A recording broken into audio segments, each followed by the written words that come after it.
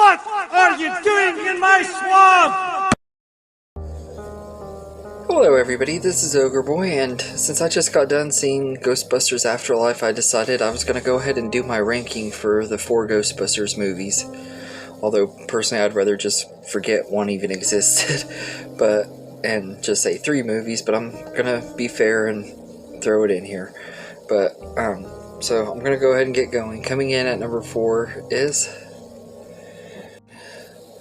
Ghostbusters from 2016, also known as Ghostbusters Answer the Call.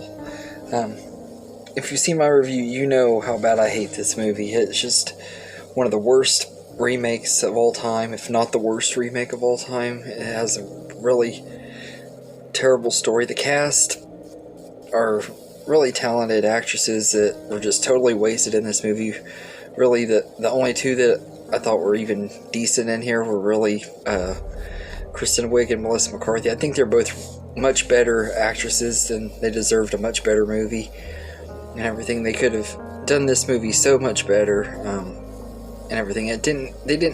Nobody wanted a Ghostbusters remake, and I just can't stand this movie. So that's all I'm going to say about it. I don't want to keep talking about it because I just want to forget that it even exists. So Ghostbusters 2016 is number 4, and number 3 is Ghostbusters Afterlife. This is the newest movie that just came out. I like this one quite a bit. I thought it was a pretty fun movie. I don't know how much I like it yet. I think it's going to be one that I'm going to have to watch a couple more times to really decide how much I like it, but I did think it was a pretty good movie.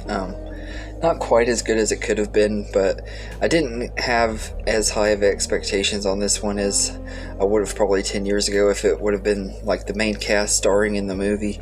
This one introduces a bunch of new characters, and I like the new characters in here, and they're related to Egon from the original Ghostbusters, which it's not really running anything. If you've watched the trailers, it's pretty obvious, but yeah, I really like the characters though, especially Phoebe, who's played by McKenna Grace. She just gives a really great performance, but we get a lot of really fun fan service moments, which, like I said in my review, is a negative and a positive. I kind of wish we would have had a little bit more fan service, if you want me to be honest with you, but I do like a lot of the stuff we got. Like,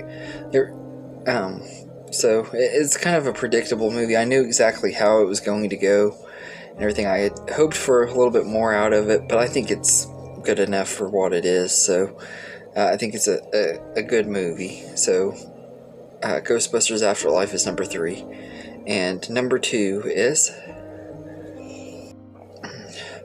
Ghostbusters from 1984. I know a lot of people are gonna say I'm crazy for this because this movie is so popular, and it really, out of all the Ghostbusters stuff, this is the only one that all the fans seem to really love and everything, and I can get it. Like, it's a really great movie. I absolutely love Ghostbusters. I think it's one of the best movies of the 80s. It's definitely the best comedy that came out in the 80s out of the ones I've seen, which I've seen a lot, and I think it's a really, really great movie. A lot of fun moments in here with the cast and everything, especially Bill Murray. He's just absolutely hilarious in this movie.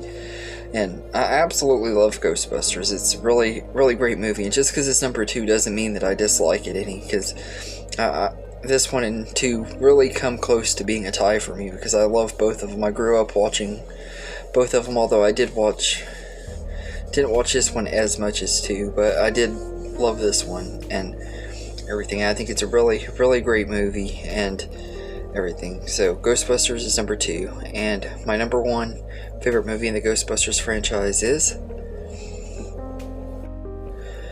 Ghostbusters 2. I absolutely love this one. To me, it's easily the best movie in the franchise and everything. Part of that probably plays into nostalgia, because I did watch this movie all the time as a kid. It was one of my favorites growing up. It was my introduction to Ghostbusters, because I didn't see the first movie until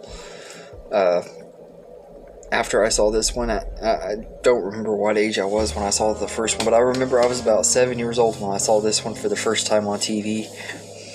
and everything. It was on Channel 43, and I just absolutely loved it. And this is one of those great sequels that even if you've seen the original, you don't have to have the original to understand it. I completely understood it, and it is kind of a rehash of the first one, but I think it's one of those rare times where they rehash the first one and it works. Like not very many sequels, especially comedies, can do that where it works.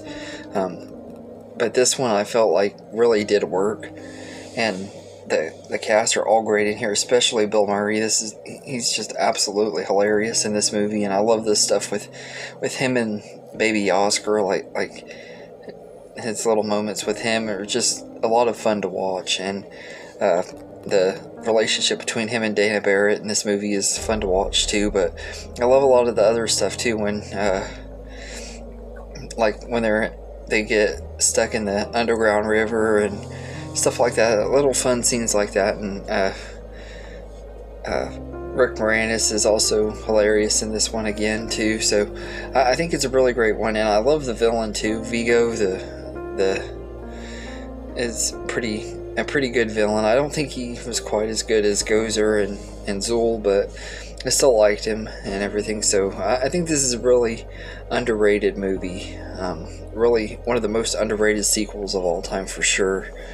Everything in it. It's personally my favorite movie in the franchise. So yeah. So anyway, let me know in the comments what you think of this ranking. If you want to tell me your ranking, if you don't want to tell me your favorite or don't want to do your ranking, just tell me your favorite and least favorite. And hope you enjoyed this video, and have a good day, everybody.